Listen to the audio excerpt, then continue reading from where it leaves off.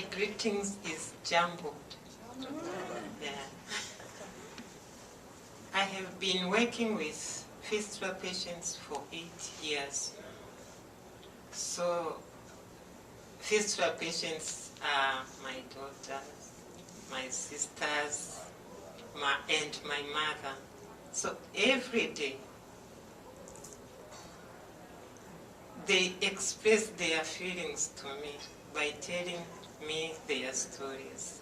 So I'm going to tell you 2 stories. One from a fistula patient from Rwanda. She was a refugee in my country.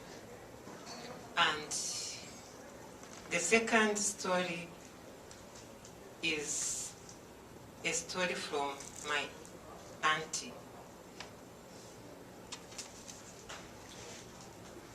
The name of the first story is Ilakozi. Ilakozi was pregnant with her 3rd child in 1994. When he had to quick leave Rwanda due to fighting, and after her husband was killed. She ran with her mother-in-law and her 2 children.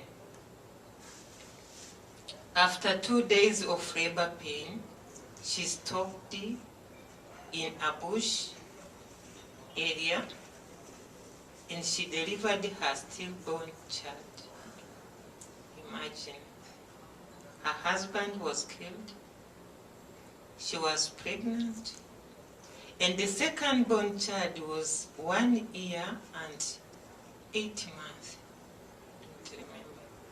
So he was still young. 3 days later, she started leaking urine uncontrollable.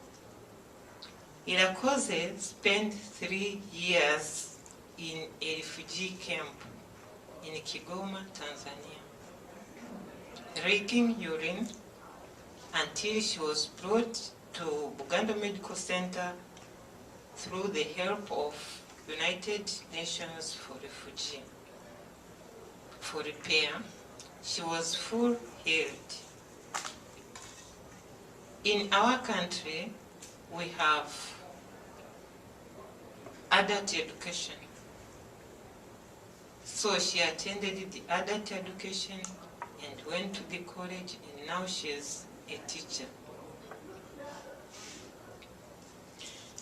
We at Bugando Medical Center are privileged to be able to welcome any woman of any faith or from any country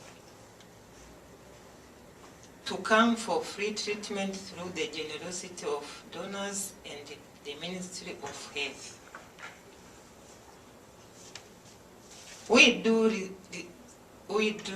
research services to lower level and district hospital within Tanzania. We also have a wonderful opportunity to train doctors and nurses to do these repairs and nursing care so that fistula treatment can be done in district hospital. So our doctors and nurses usually go to outreach services in the village, in the district hospital, where most of these patients are coming from. So that if you repair them there, their relatives, their friends can visit them. 3 years ago, we had an opportunity to train 6 medical staff from Darfur area. Darfur is in Sudan, to do fistula repairs. So 2 doctors came and 4 nurses. So we trained them to August. I work as a head nurse on the gynecological ward where we admit all women with fistula. We are not separating or isolating this patient. Fistula is a gynecological problem, so they are together with other conditions. We work hard to help the women building a community among themselves. As so often, the first thing we hear from a new fistula patient is that they think that they are the only one with that problem. So if a new fistula comes to our ward, we introduce her to other fistula patients. We have an average of 20 to 30 patients waiting for and recovering from their surgery. 20 to 30. Some are waiting for operation and some have already operated. And usually maximum they stay in our ward for 16 days. 2 days with catheter, 14 days with catheter, and after removing the catheter, we observe them for 1 day.